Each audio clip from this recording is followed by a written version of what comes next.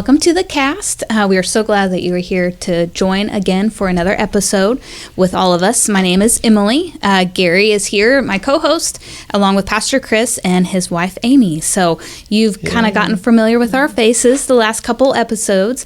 We are going to touch again today on the foundations. If you've been following along, wait, did I say foundations? That's not what I was supposed to say. No. Values. Values. All right. Yeah. This is why I don't get paid for this job. So anyway, before we get into the serious stuff, Timmy, our entertainment of the night, he's going to give us some trivia. I'm the entertainment. You are. Wow. Yeah. You have a camera on you today, right? It's terrifying. It is? You have one? That's the guy with the face for radio. Yeah. Yes. That is not true. It's not true? It's not well, true. I appreciate that. Not true. All right. Well, Ready. here's what I got. Okay. Got another question. It's another Thanksgiving themed question. All right. Okay. All right. So this is a question of weight. It's a different question of weight than we had a couple weeks ago. Okay. But the question is, how much did the world's largest pumpkin pie weigh? We had the pumpkin a few episodes was a pumpkin. back. Now This it's is the a pumpkin Did they pie. use the pumpkin that they had? Yeah. Real question. How big? Do we Afraid know not. how many people this pie serves? I can tell you it was 20 feet in diameter. Okay, We're guessing weight. There's an Now we know what oven we're that working with big? here. I don't Okay. know. That's what I think. We Like, don't Yeah, know. what do you guys think? How What's much do you the think I might weigh? thickness? I mean, is it standard pie thickness or is it thicker than I don't normal? know. Oh, it's got to be 20 thicker. If it's feet 20 feet in diameter. 20 feet diameter. Just tell me how thick it imagine is. cooking But completely. Okay, all right. Yeah, 20 there's so many feet. questions. Yeah. But let's just say, How much would a normal pie weigh? A pumpkin pie? a couple pounds. Got to be 2 pounds. Okay. yeah, normally they're about 12 inches, 9 to 12 at the most. The big Sam's Club ones are 9 inches, are 12 inches. So we All can right, get so into think math here. 20 by 20. Good Lord. Okay. A 20. All right, I'm going to throw out 2 times. 800 pounds. All right. How about you, PC? That's a solid guess. I think it's more than that, though. I think it's going to be 950 pounds is what I'm going for. What did you say again, Gary? 800. Okay, I'm going to say 750. 50. All right, Emily. I'm going with 475. And the actual retail poundage is 3,699 pounds. A pickup truck weighs 1,500, doesn't it? There is no way That's that's, 2 cooked in the pickup middle. trucks of pumpkin pie. It How did I even was believe grown by the New Bremen Giant Pumpkin Growers in Ohio on September 25th, 2010. Well, that's when they made the pie, not when they Do we grew have the a pie. picture of this? I don't have a picture of it. I need.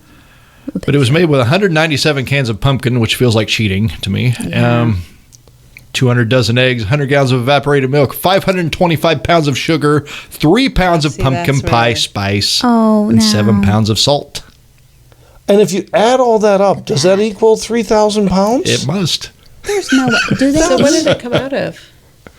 That was an oven right there? I'm assuming they made their own. Oh, Emily Oven? found a picture of it. Oh, Yeah. By the way, I went and looked up a picture it's of not that even pumpkin, that big pumpkin. Dude was monstrous. It's not even It was that melty, too. deep. It was It doesn't very look melty. that deep. I don't understand how it weighs that much, but I guess there were a lot of pounds of sugar in there. 3, well, Doesn't 500 look like pounds. a lot of crust, does No. it? Almost 600 And the pounds crust of is not sugar. even burnt, which that's what is impressive to me. Yeah, Even burned. Like, that's a lot, guys. it really. Yeah, I gotcha. Yeah. They must have made like their own oven and. Did anybody eat it? Did they try to eat A it? bunch of 9 people ate guys pushing that in. I don't It's know. a lot, guys. That's There's crazy. no way that could be 8. The good news is we don't have to make a pie that's that big that's true. for things. Are you guys are you fans of pumpkin pie? Where do you stand on pumpkin pie? I like pumpkin pie. It's not my all-time favorite dessert, but I like pumpkin pie. If there's an At least apple something on the pumpkin. table and a pumpkin, which one are you picking? As if Apple. it's a good apple. I like a tart apple. I'm not really into the very bland apple. It needs real apples, not the filling. Yeah. It kind of depends on the time of year. Because if it's in Thanksgiving It's all time, about Thanksgiving. I would go for pumpkin. I probably would too. But outside of that, I wouldn't. I would actually prefer to have a different pumpkin dessert and then also have some apple pie. What other pumpkin desserts are there? Pumpkin cheesecake, Oh. pumpkin roll, No, Amy makes Oh, no. this your thing. favorite pumpkin pecan. I don't know what it is. All I know is at one point she flips the whole thing upside down, and it has this crust thing on it, and then there's pumpkin, and then it's got a layer of pecans on top. Oh. It is so. I will sell one of my children to get it. It is so good. I don't It even is know what a it's lot called. of different things. There's has- butter and sugar and goodness, and I don't know what's it has ground like up a in it. cake crust, and then it has So good. pecans. It has a lot of cream it's not cheese cake and crust. pumpkin. And it has cream cheese with a whipped cream topping. So good. It's a lot of things, and all of it. It has to be very fattening. You don't ask that question. No, there's a couple days a year where that just goes out It the is window. delicious, I have to say. Is so good. So a traditional pumpkin pie I could pass up much faster than that thing. I don't know what it is, That thing. but it's so incredibly I forget what it's magnificent. called. I'll have to look it up. But I Now made I it a want lot. some really bad. Sorry about that. Is this gluten free? Is this? It's nothing free. I'm gonna get. There is nothing free from it. It's all in there, except for chocolate. Yeah. Chocolate Everything's free. in there. Yeah. Yeah. I don't eat all those things on Thanksgiving anymore or anything. Anytime. Anyway, All right, we better You move guys on. gotta get yeah, to better live. get to it. Chris, the pastor's getting hungry. Yep. It's gonna be a problem. Well, you are in charge of this next section, so Woohoo. All right, so we're Roll gonna continue talking about the values. We introduced them last time, just kind of things that if we're gonna see our vision come to pass, if we're gonna be people who love God authentically and love others into life, we got to do. We talked last time quickly: passionately pursuing God, authentically worshiping God, fully embracing the Spirit's power, and boldly employing prayer. So we're going to pick 4 others this time. The first one is gracefully engaging others. This is about how we treat other people. And I think this one is really important. So when I say we want to value gracefully engaging other people, what does that mean to you? Marjorie needs to be part of this conversation. Marjorie, listen up, Marjorie. She definitely needs to be part of this Where is conversation. she? who wants to start? Aim, go for it.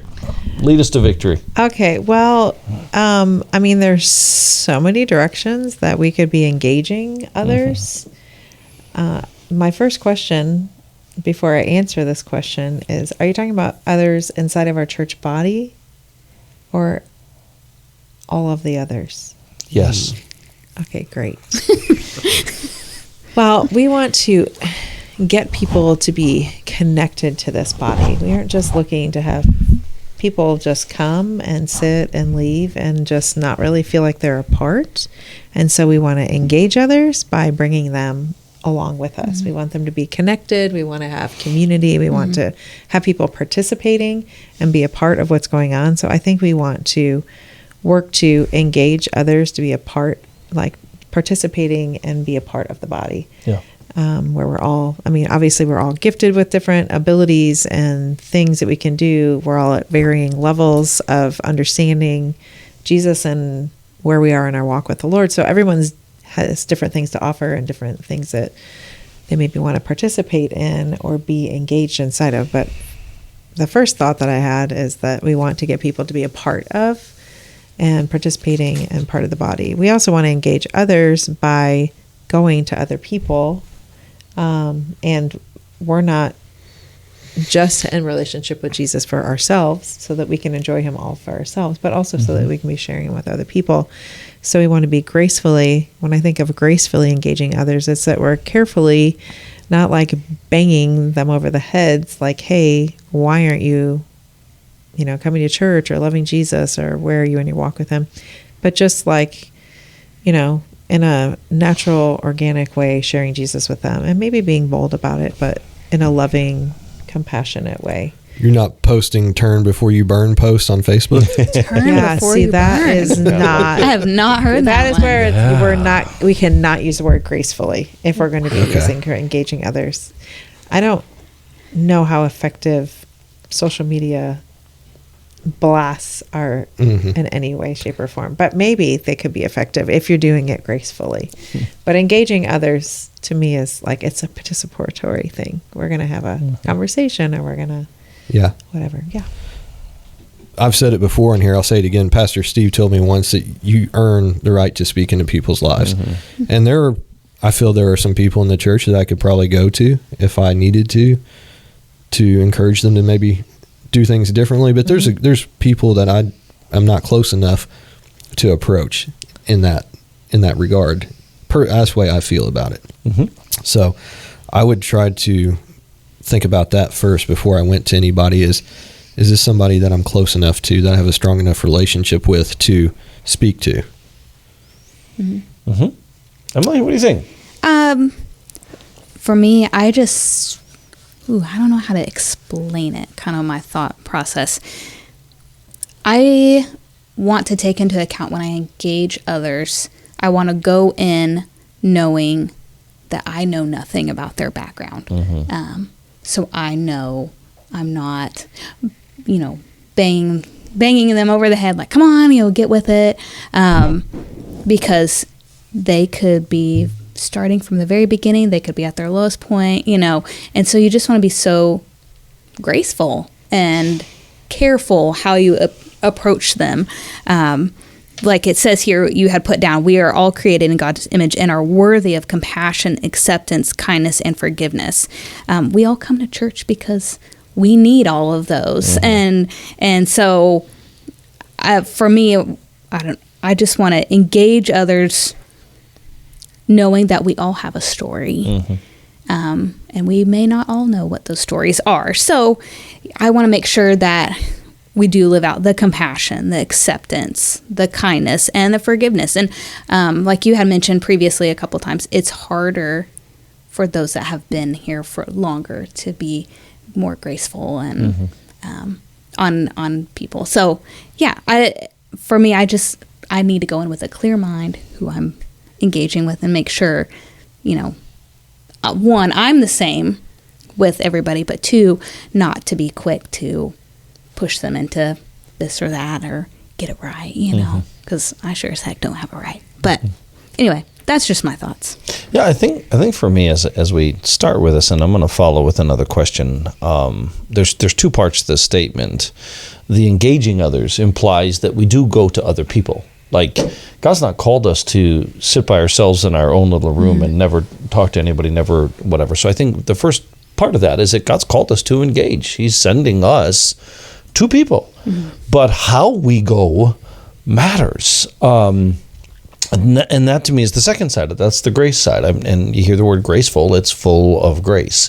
And it's very much what you talked about, Emily. This idea that we're not here to never say anything about Jesus because we want to be nice to people. No, we have to. And Jesus says, look, I may be offensive to people. Look, you have to know that at one point he says, I didn't come to bring peace, I came to bring a sword. But that's not, wait a second. And yet at the same time, Jesus was graceful with the least of these. Look at the people who are drawn to him. People are running out into the wilderness to chase him down, and not all their motives were right, but his response is still full of grace towards them.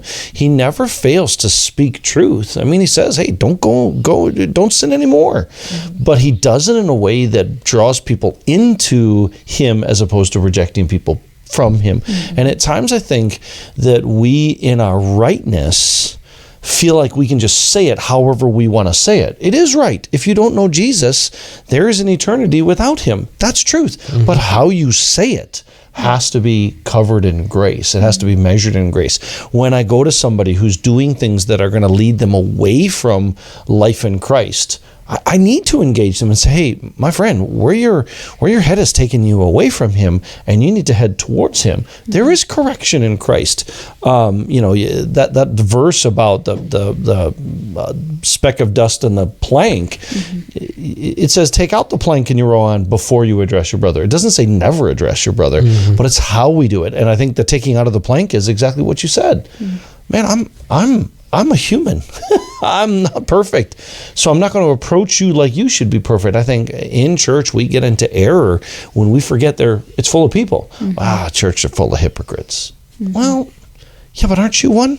Aren't we all one? So can't we have, so for me, I think what's so important about this is approaching people full of grace, but still approaching them. And it's the balance between the two. So the follow-up question is this: what do you find challenging about that? What do you find challenging about gracefully engaging other people? I'd rather just run them over with my car. But I'm just going to be honest with you. So yeah, there's days I'm like, I just want to run you over, but so to me that is a hard challenge. And I think of, like, let those without sin be the first to cast the stones. And I'm like, I need to back up and not cast my stone here because I'm falling just as much as they are. So for this one, I think, is the hardest for me out of the entire list, because I have to keep myself in check, because I would rather run them over. So sweet little Emily Taylor running people down with her car. Okay. I don't want to push anybody away from Jesus, and that's a me problem. That's something I need to get past. But I do know that the way you say things matter. So if I'm afraid that if I say something in the wrong way, that'll push them away, because they're like, you are full of your church is full of hypocrites, or they just don't like it because they're not in a space to receive it, maybe. But it's that for me is, I don't want to be the reason somebody doesn't come to Jesus. So it's just easier to not say anything. I think that's what most people do, to be honest. I think that there's a balance between, like a tension between being aware that we all mess up. We're all in this together. And I think that that's part of being authentic. I think if we're willing to admit, like, hey, I also have struggles. I know you might see me as somebody who goes to church all the time. And, in my case, we're involved in ministry. So, we walk up to somebody and say, hey, at a restaurant, and they feel like they have to explain to us all the reasons why they haven't been in church and what's going on in their lives. And like we have this, it's like we are judging people just by walking in their very presence.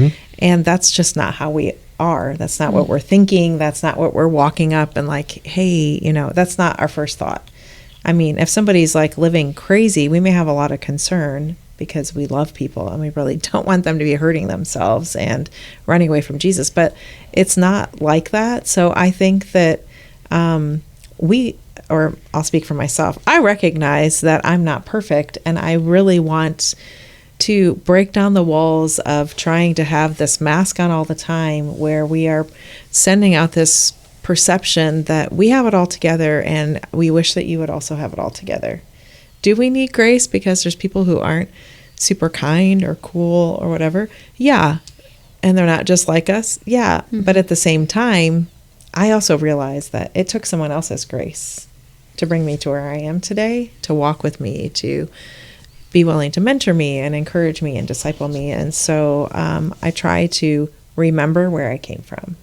Remember that, remember where I was maybe last week, even when I had a struggle or whatever, and just try to be real. I've had multiple people say, I've never really had somebody just speak to me honestly and share how things are. And not that we have to air all of our dirty laundry to everybody all the time, but at the same time, we need to be real and be like, hey, I also have struggles. And so I understand that you're having some struggles. We're not the same in the kind of struggles we're having, and maybe not having the same kind of struggles or the same amount of struggles, or whatever you want to say it. But yeah, we're all dealing with this together. So I think reminding myself where I came from and how much grace I need helps me to have more grace for other people.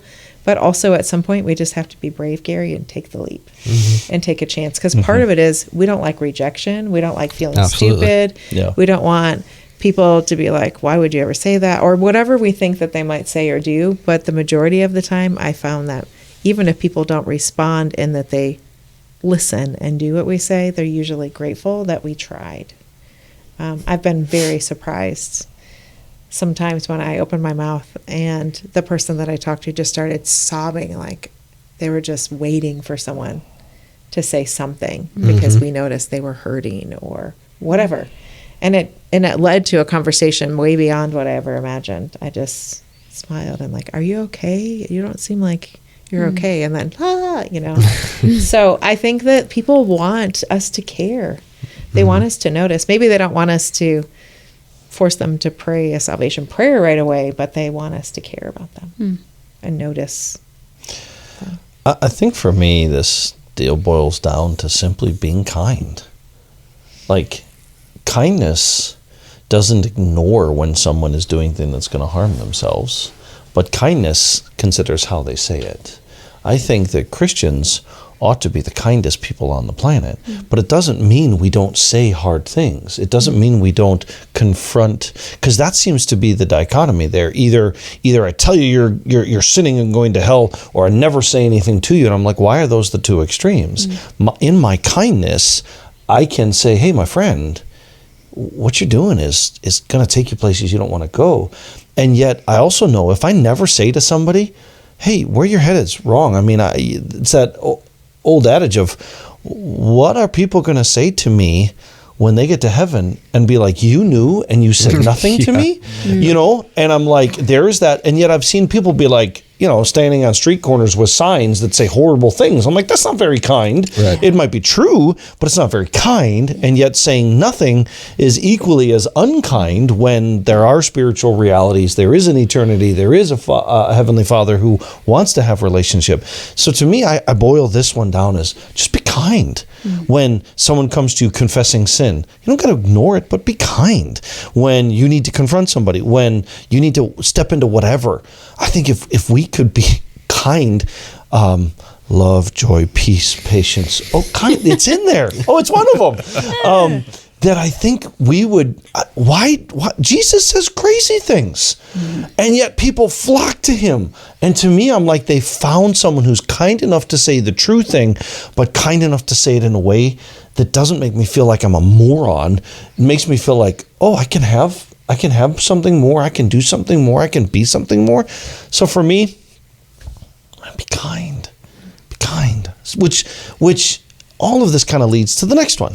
Next one is we want to faithfully nurture growth. So kindness, and you hear me say it all the time, he takes us as we are, but he doesn't leave us as we are. That's God's kindness. So what does it mean to talk about growth? When I say we got to grow, we got to faithfully nurture growth. If we're going to be people who value this life in God, there's got to be growth. What does that mean to you when I say we got to nurture growth? There's got to be some discussion between people and some learning going on and some resources for them to have access to grow. If you're just coming in on Sundays and leaving after an hour and a half, you're going to take a long time to grow. You got to engage with the church. You have to have, like I said, discussions with people about where you're at, what you need to do, how you can get further along. And then you're going to have to just read your Bible, pray, and draw closer to God to get any kind of growth. That's a pretty simple answer, but that's where I'm seeing it. Nurturing, I think of, you and I and a bunch of other women went to that conference a month ago, and the speaker, she had talked about we as women are nurturers and we care.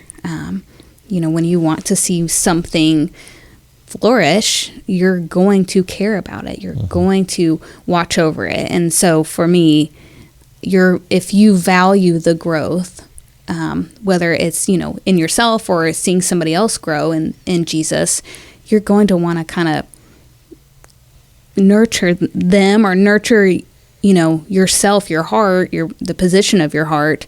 And it's going to be a continuous, what's the word I'm looking for?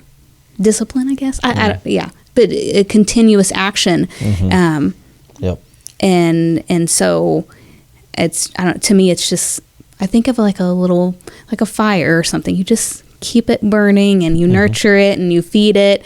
And so that's what I think of. In order to grow, you gotta care for it. And so it's going to take continuous discipline. Sure. So, I think, if I'm talking about nurturing and growing myself, as we do that ourselves, there's that. And then there's also helping others by helping nurture and grow them. But for me, it's consistency, I think is what you're talking about. If I think about like taking care of a plant, I like to have plants. I love them. If I just leave them and do nothing with it, they do nothing. They die eventually, but they'll stay for a while and looking okay. But it's deceptive because all of a sudden, it's like they look fine one day and then suddenly, whammo, they're not fine. And so I think it's consistency of feeding, of watering, of growing, some of the things that Gary talked about. But I think the biggest thing is taking action on what we hear. So I think what makes us grow is rather than just listening and leaving and then coming back and listening and leaving, it's listening and allowing the word to go in, and then us actually take action with it and like look at ourselves and examine ourselves. Okay, well, the word today, even if we're only coming on Sundays and we're not really even spending time in our own word, and maybe we're not even in a spot where we understand really well, we read the word but we don't fully understand it ourselves because we're not having a discussion or whatever. Even if we're in the very beginning of we hear the word, it's looking at ourselves and being like, how can I apply this word that was spoken today to myself? Like, what can I do to apply that? Like, where can I change? What is Jesus showing me? What comes to my mind while you're preaching that is like, oh, I'm doing this thing. Okay, so when I leave, do I just keep doing this thing, or do I think about ways that I can, change and grow in that? So for me, it's consistency. It's looking for ways to feed myself, or like I would a plant or anything else, so that there's growth that takes place. We can just kind of stay if we do the same thing. But if we want to grow, we have to do something different. We have to keep feeding. We have to do whatever else. And so I think discipleship is super important. Opportunities to like read, like on Wednesday nights, for instance, we read books together, we discuss them, we have opportunities to talk to other people about them. We have, sometimes we have women's Bible studies. There's different opportunities for us to be involved, different men's things that they're offering. So yeah, becoming engaged. We can't just sit in the one time on Sunday morning. But in the beginning, if that's all we're doing, we can still grow inside of that because we're participating in worship and Jesus is coming in. Yeah. And then we're actually taking some action. Maybe we respond to the altar and then God has a moment with us where he brings conviction to us. We pray, we confess, and Jesus comes in and he changes that. We can walk out a completely different person who's grown a lot in a very short amount of time just by giving God a space inside of us. And then we have to, of course, walk out what it is that he's done in us. So there's literally a lot of things we could say about that. Absolutely. I touched a few of them. But No, I think you did. I think it's great. I mean, I think that's the two components there are how am I growing myself and how am I walking with others to help them grow. I think that's the dynamic. Why do we do what we do as a church? Why do we engage on Sunday mornings? Where are we headed? And I think for me, that idea that we are to be lifelong learners, that God is infinite, so there's no end to what we can discover in him. And that it's the idea of ongoing. I mean, that's the word nurture is this idea of it's not a one-time event. It's a ongoing state of being. I'm going to nurture growth in myself. I want to nurture growth in other people. I think when we have a growth mindset, that it helps us to give space even to people to be where they are and to be moving towards something. You don't have to be perfect straight away because I realize now may not be the time or the season for fruit. Maybe you're not mature enough for fruit. Maybe it's not the right season for fruit. It just gives space a bit for people. But it also implies that in the Lord, there's things that we can step up into, grow up into, become in him. God's asking me to do things now that he didn't ask of me 10 years ago, that he didn't ask of me 10 years before that.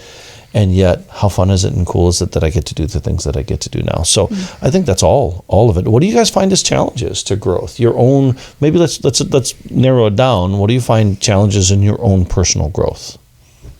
The consistency part. That's the hardest part of anything is the discipline to do the small things consistently. Yeah. Right. Touch upon that.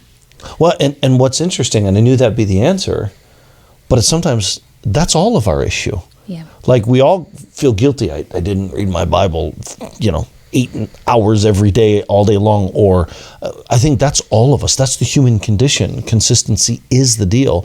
And I know, Amy and Emily, you didn't say anything out loud, but you nodded your head in case you happen to be listening and not watching.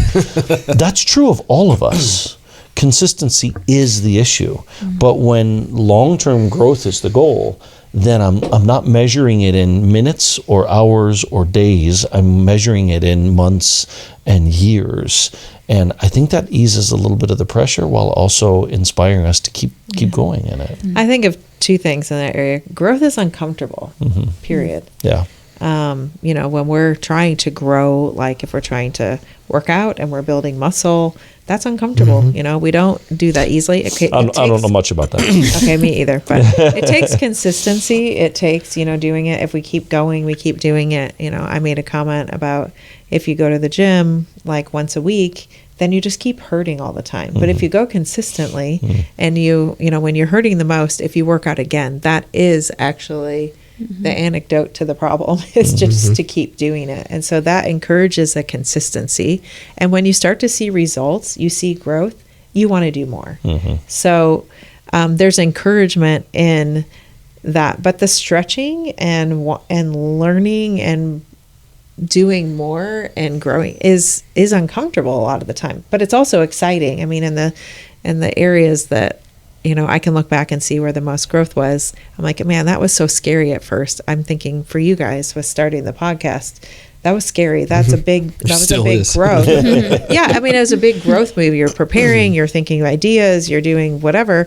That's taking a leap, and so that's like a big growth moment. And so that was super uncomfortable.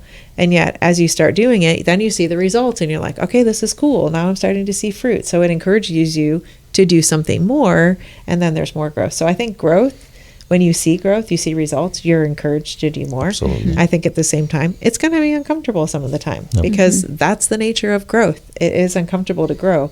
When our kids were growing, especially when they were growing fast, there were moments where like our kids literally cried, especially the boys, at night that it hurt their knees or their thighs or whatever was growing hurt so bad. And it was just, they're growing. There's nothing else you can do. It's growing pains. It's uncomfortable. I'm sorry it hurts to grow, but it does. So I think some of it's just natural. Absolutely. So when we grow, I think as we grow into a certain space, we begin to realize kind of the next value that we have is that God gives us things that he then wants us to give back. So the value is enthusiastically giving of ourselves. What does it mean when the pastor says, I want you to give yourself to Jesus or give yourself to the church? Or what does that mean to you? I just have a picture in my head of somebody being enthusiastically giving themselves, like they're running up and they're like jumping to helping. And I'm like, do we have to be enthusiastic? Begrudging is okay, anti-scriptural. Enthusiastic is okay. Yes, I agree. Enthusiastic. I'm not sure in the book of Amy, chapter 2, it says begrudgingly give of yourself. I don't think there's a difference between begrudgingly and enthusiastically. Maybe I'm going too far with my enthusiasm, but anyways, I think you can be cheerful.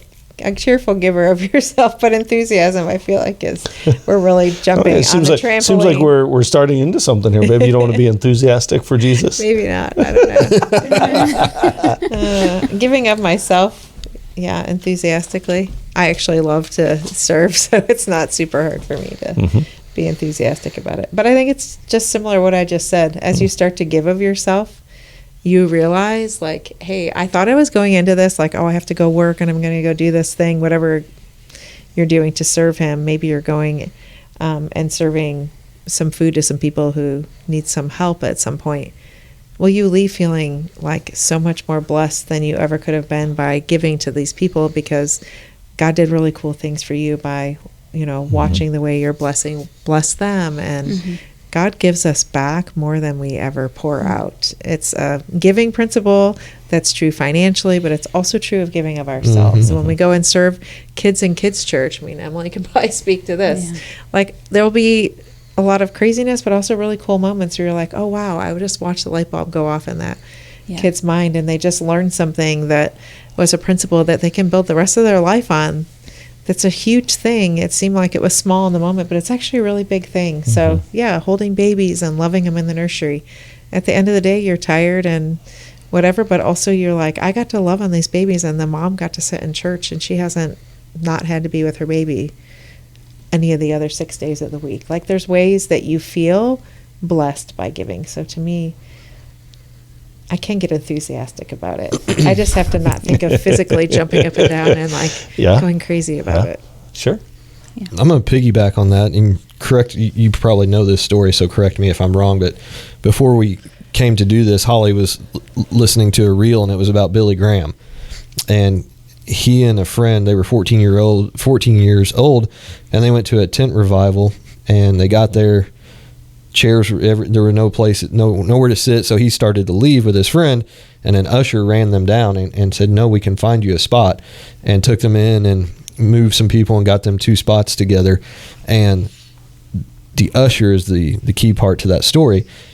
You don't have to be up on stage. You don't have to have what you think is an impactful role. You can just open the door for somebody, or take somebody to their seat, or do something very small.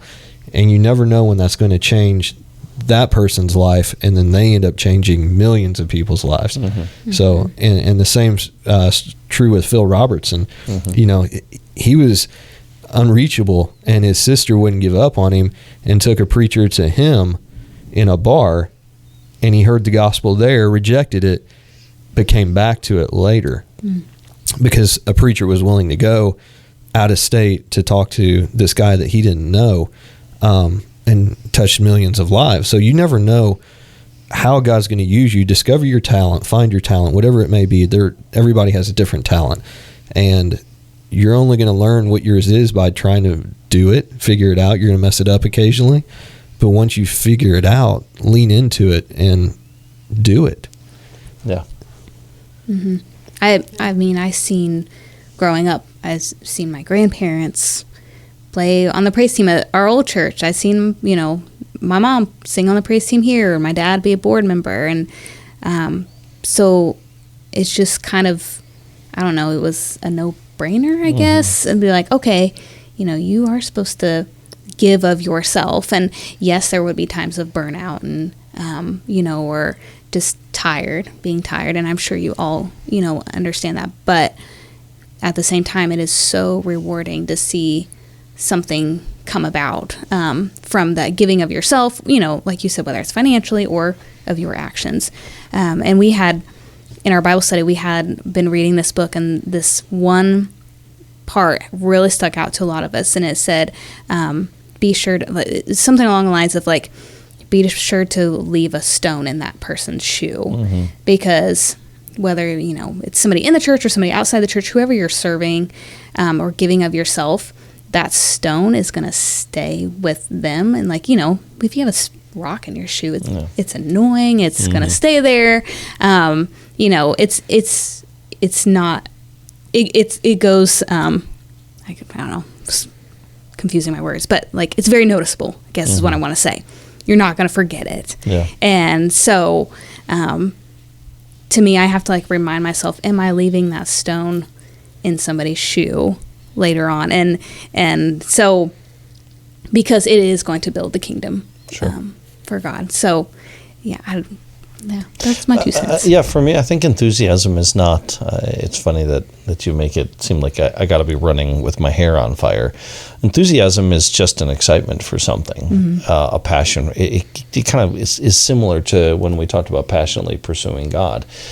To me, you can be quietly enthusiastic. It doesn't have to be loud or aggressive, but it's an internal state of being that reflects in the way that I give of myself. I don't have to be running with my hair on fire to go volunteer in the nursery, or to go talk to little kids, or go stand outside and welcome people, or go work in a sound booth, or sing on a stage, or do anything that the church, I think we want to respond to the generosity of Christ by being generous ourselves. Yeah. And that's what Scripture says, give cheerfully.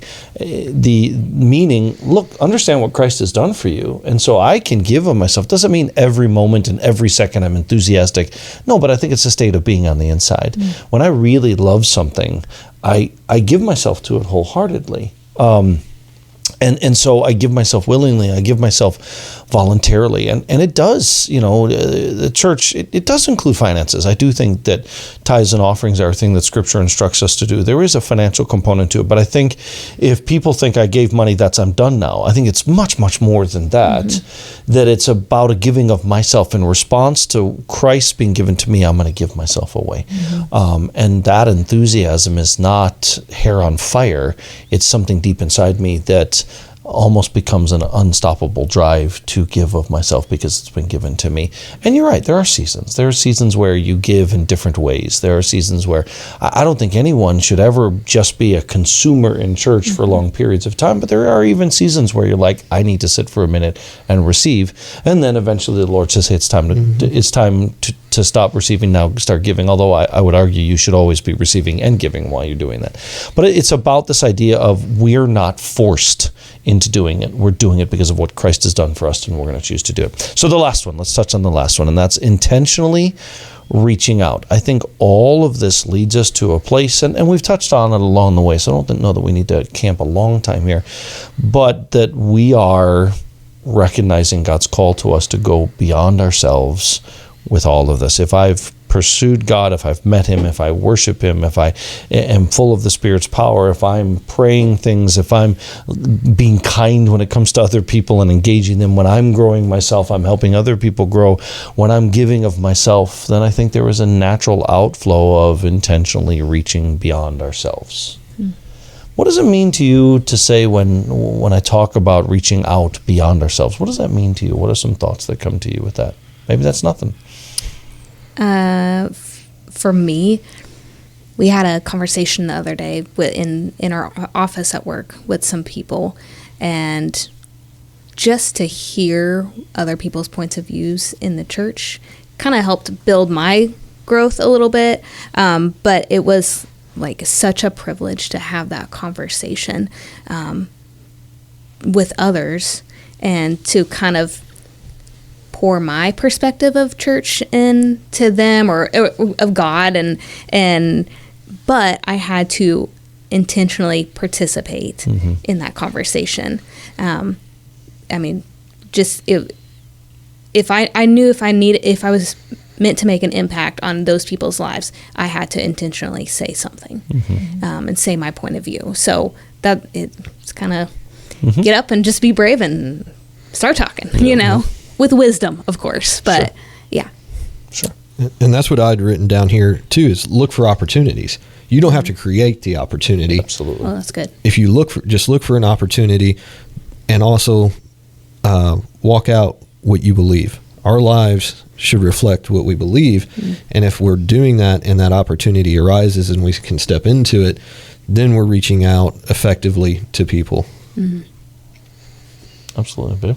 Yeah, I think absolutely. I mean, I think I just agree with these guys. If we're looking for opportunities and we're actually saying, like, I try to actually say to the Lord every morning, like, please show me whatever opportunities that you have for me today. Help me to be watchful and like seeing things. And as I ask for Him to give me opportunity, it's amazing. And I'm watching and listening for Him. Like, there's so many opportunities. He'll use us so much. Like, you're, and there's times where I walk past a conversation like that and I'm like, oh my goodness, that was like a great opportunity. I could have just said something and who knows what it would have developed in it. Sure. And then there's other times where I'm like, oh, I'm so glad, I said something. And so I kind of used to err on the side of, well, my life is a testimony. If people just watch me, then they'll know what I believe. And I do believe we have to live that way, because if we don't live it and we just talk about it, then that is truly hypocritical. And it is a turnoff to everyone. Christian and non-Christian, for sure. So we do have to live it, but I've had to push myself in the last several years to be willing to actually open up my mouth and participate in conversations that are available, or when the Lord asks me to say something, to someone random. That doesn't seem like I would ever, it wasn't a natural conversation. It just, I had to be willing to say something, and then the Lord used it. So I think it takes both. And I think our life is a testimony. I also think we do need to be willing to say it. Does it get easier? Yeah, I think it gets easier because you become more confident in hearing that it's the Lord. It's not always easier to be bold and say what he's asking you to say all the time, but I do think you get more comfortable with it. More than anything, you just don't care as much about what people think or say. More than that, I think you just care less. Also, there's confidence in knowing, like, hey, there's that time where I did this, even if it's not every time, but the few times that like something incredible happened, motivates you for that time. You'll go for it. You'll take a chance when you're like, oh, it's so worth it. And that's the thing too, is like sometimes you'll throw that seed on the ground and it doesn't grow. Yeah. There's going to be those. Yeah. Absolutely. It's those true. times. At least that we see.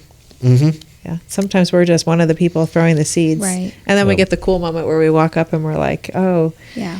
we got the pleasure of being the person that got to the person responded to. How many people went before us that were willing to throw a seed that they didn't get to have that experience for. So.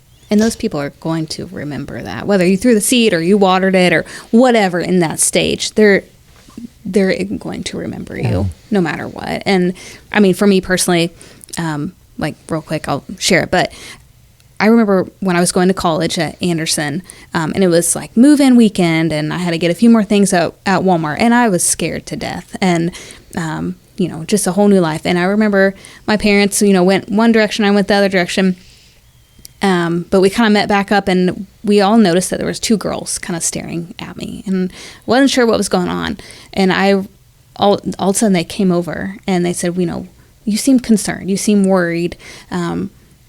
We know what's going on. I said, well, I'm starting college, just getting a few more things, like pretty nervous. And they stopped right there and they said, well, we feel like we need to pray for you. And so right then and there, they prayed, and come to find out, like, they went to Anderson as well. And so for me, I've never forgot that. So I'm like, okay, can I intentionally reach out to somebody else? It doesn't have to be in Walmart. It can be at the church, We're not saying go out and go to Kroger or Target and pick somebody and make them your person there, but they're not going to forget whether you plant the seed or water. So it's impactful. So that is a beautiful illustration of what we're talking about. If we value being intentional, then God provides opportunities. Yeah. And it clearly meant something to you. Yeah. They didn't have to. I wonder what their conversation was like, but at one point they go, hey, let's not just talk about this, let's be intentional about this. And it made an impact on you. Absolutely. And I think the more we live that way, the more God's going to do incredible things. If we value these things, we will be a church that helps people walk into abundant and transformed lives. And that's really what we want to do. Amen. Absolutely. Yep. We'll fill those seats. Yeah. Thank you for breaking everything down for us. If you're listening and have listened, we are so glad that you gathered with us. And if you have any questions anytime, reach out to any of us here. We'd be happy to chat with you. But thanks for listening again, and we'll see you next time on The Cast. This has been The Cast, a production of Bedford First Assembly of God in Bedford, Indiana. Your hosts were Emily Taylor and Gary West, produced by Shannon Hiles and Tia Hiles, and engineered by Tim Ray. Be sure to watch for new episodes of The Cast every Monday.